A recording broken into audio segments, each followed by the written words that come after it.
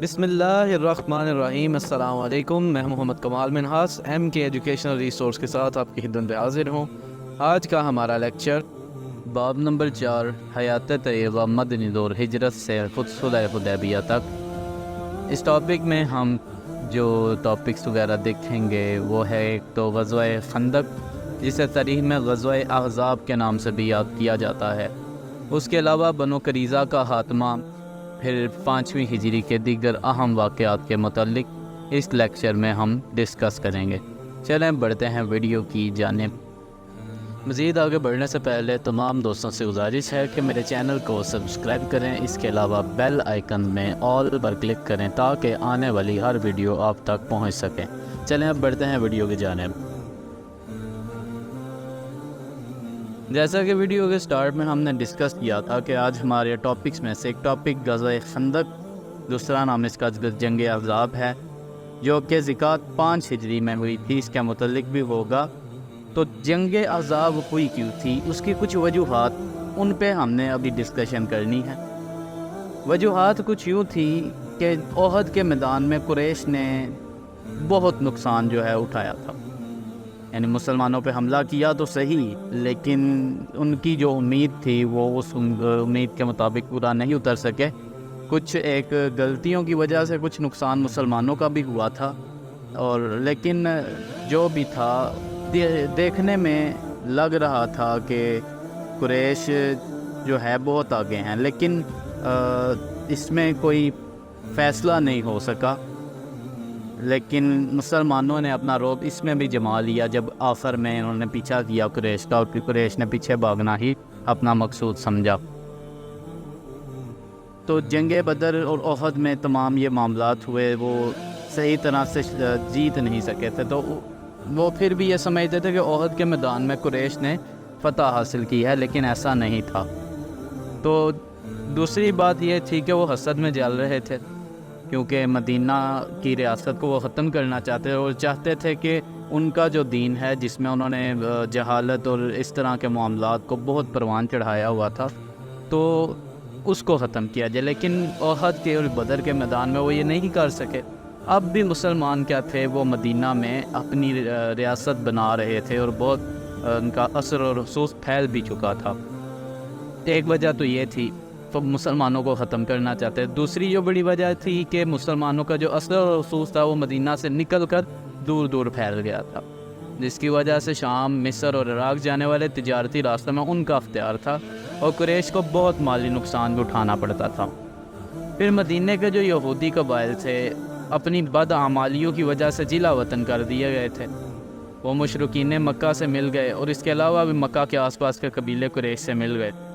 اس طرح ایک بہت بڑا لشکر تیار ہو گیا، اور 2 سال تک مسلسل جنگ کی تیاری کے بعد مدینہ پر حملے کے لیے روانہ ہو گیا۔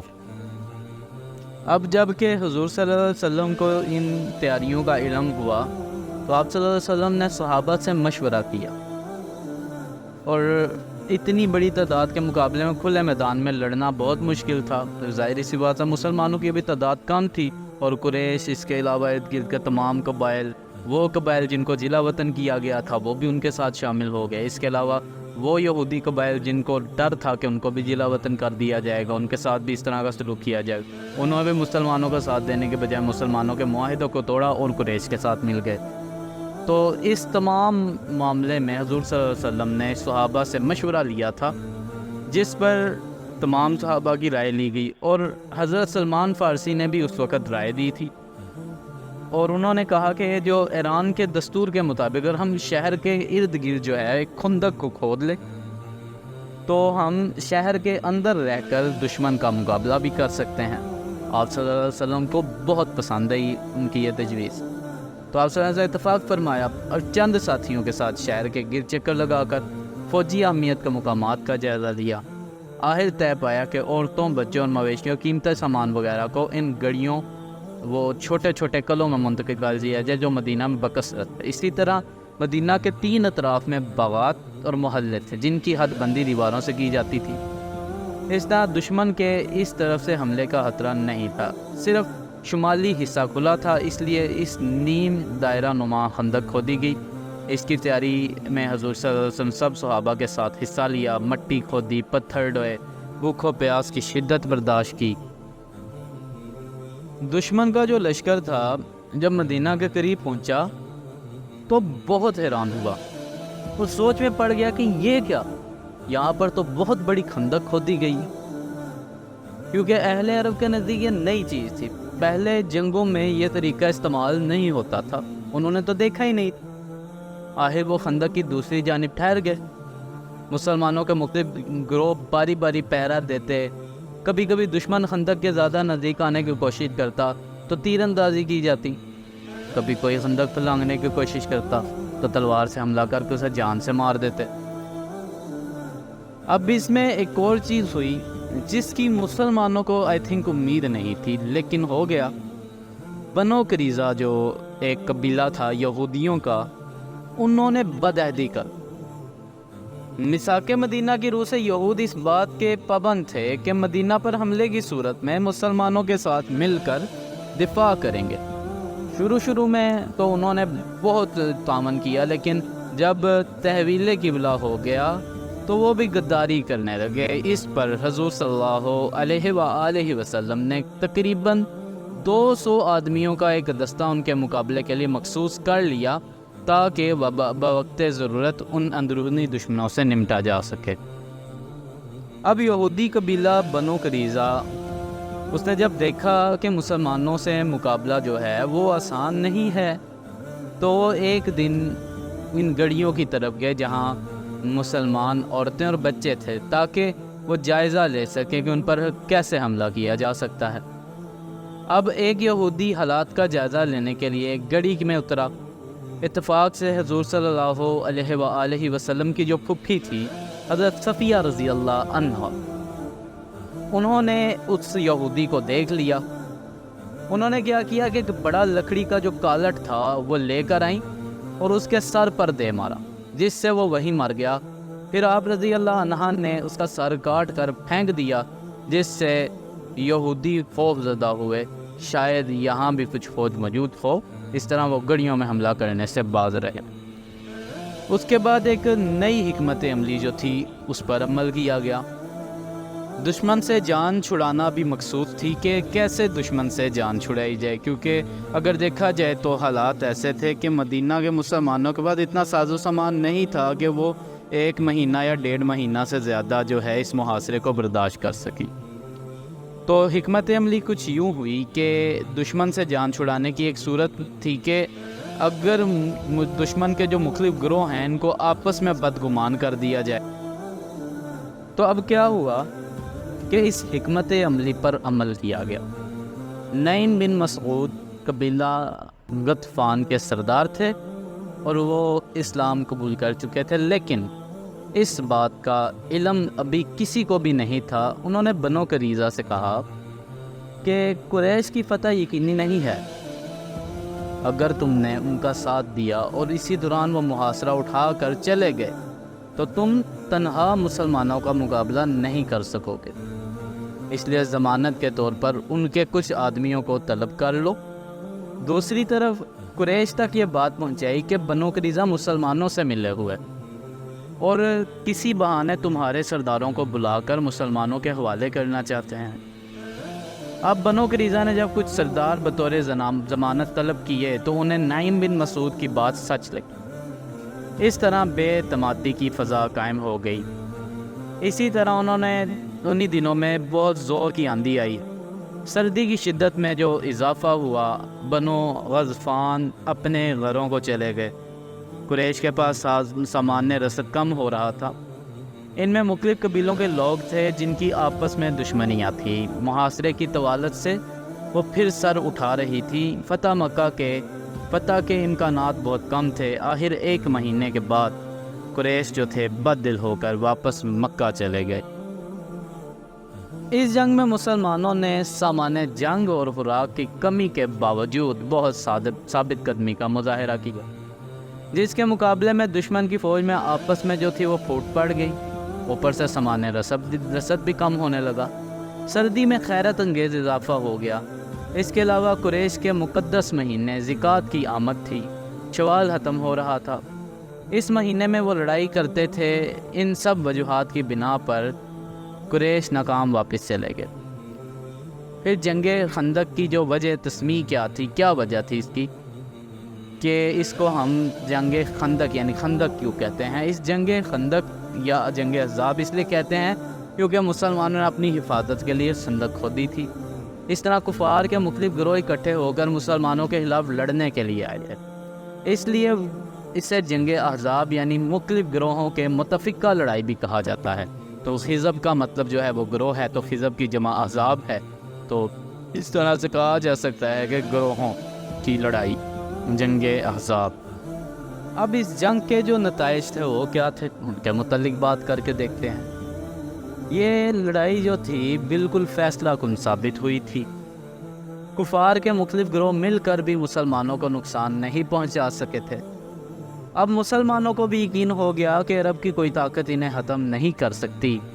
اب قریش کی جانب سے حملے کا خطرہ جو تھا وہ ٹل گیا اور مدینہ ان کی طرف سے محفوظ ہو گیا۔ آس پاس کے جو قبیلے تھے ان پر بھی مسلمانوں کا جو رعب تھا وہ اور بڑھ گیا۔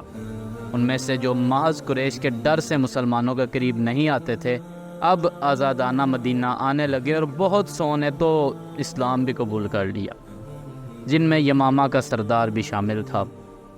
قریش کی تجارت شام عراق کے بعد یہیں ہوتی تھی۔ اب وہ معاشی اعتبار سے بالکل تباہ ہو کر مسلمانوں کے رحم و کرم پر تھے۔ اس جنگ میں باضابطگی کے نتیجے میں یہودیوں کے جو قبیلے بنو قریظہ سے مسلمانوں کی لڑائی ہوئی اور ان کا خاتمہ ہو گیا۔ یہود کے 2 قبیلے پہلے ہی جلا وطن کر دیے گئے تھے۔ اس طرح پورا مدینہ یہود سے پاک ہو گیا۔ ویڈیو کے سٹارٹ میں نے بتایا تھا کہ ہمارا ٹاپک جنگ احزاب، اس کے بعد پھر بنو قریظہ کے خاتمے کے متعلق میں نے بات کی۔ تو بنو قریظہ کا خاتمہ کچھ یوں ہوا تھا کہ جو ہی جو جنگ ختم ہوئی تھی تو رسول پاک صلی اللہ علیہ وسلم مدینہ آتے ہی یہود کے ساتھ معاہدہ امن کیا تھا، لیکن انہوں نے خود ہی اس کو توڑ ڈالا تھا۔ اس کی پاداش میں ان کے 2 قبیلے بنو قینقاع اور بنو نذیر جلا وطن کر دیے گئے تھے۔ جنگ احزاب میں انہوں نے بھی حصہ لیا۔ اب غزوہ خندق میں بنو قریظہ نے کھل کر کفار کا ساتھ دیا اور معاہدہ کی خلاف ورزی کی۔ اب اس کے سوا اور کوئی صورت نہ تھی کہ ان کے ساتھ 2 ٹوک بات کی۔ حضور صلی اللہ علیہ وسلم غزوہ خندق سے فارغ ہوتے ہی حکم دیا کہ ہتھیار اتارنے سے پہلے بنو قریظہ کی طرف بڑھیں۔ اگر وہ صلح سے پیش آتے تو ان سے نرمی کا برتاؤ کیا جاتا، لیکن وہ تو جنگ کا ارادہ کر چکے تھے، اس لیے وہ کلا بند ہو گئے اور حضور صلی اللہ علیہ وسلم کے خلاف اعلانیہ گندی باتیں کرنے لگے۔ 1 مہینے تک ان کا محاصرہ جاری رہا۔ انہوں نے کہا ہم سعد بن معاذ کو اپنا حکم بناتے ہیں، وہ جو بھی فیصلہ کریں گے ہمیں منظور ہوگا۔ حضرت سعد بن معاذ رضی اللہ عنہ اور ان کا قبیلہ اوس بنو قریظہ کا حلیف رہ چکا تھا، اس لیے ان کا خیال تھا کہ وہ ان کے حق میں فیصلہ دیں گے۔ اگر وہ حضور صلی اللہ علیہ وآلہ وسلم کو اپنا حکم بتاتے تو رحمت للعالمین یقیناً وہی فیصلہ فرماتے جو پہلے 2 قبیلوں کے لیے تھا، یعنی اپنا ساز و سامان سمیٹیں، مدینہ سے نکل جائیں۔ اب حضرت سعد نے توریت کے حکم کے مطابق فیصلہ کیا، یعنی توریت کا حکم تھا کہ جب دشمن صلح پر آمادہ نہ ہو اس کا محاصرہ کر کے اسے مغلوب کر لیتے، پھر لڑائی کے قابل تمام مرد جو تھے وہ قتل کر دیے جائیں، عورتوں اور بچوں کو قیدی بنا لیا جائے۔ چونکہ یہ فیصلہ ان کے اپنے عقیدے کے مطابق تھا، اس لیے اب اسے قبول کرنے کے سوا کوئی راستہ نہیں تھا۔ چنانچہ اس فیصلہ پر عمل کیا گیا اور ان کے 400 کے قریب مرد قتل کر دیے گئے اور عورتیں اور بچے غلام بنا لیے گئے اور ان کے مال پر بھی مسلمانوں کا قبضہ ہو گیا۔ اب بات کریں گے کچھ اہم واقعات کی جو 5ویں ہجری میں ہوئے تھے۔ ان میں ایک واقعہ یہ تھا کہ حضور صلی اللہ علیہ وسلم نے اپنی پھوپھی ذات حضرت زینب سے نکاح فرمایا تھا۔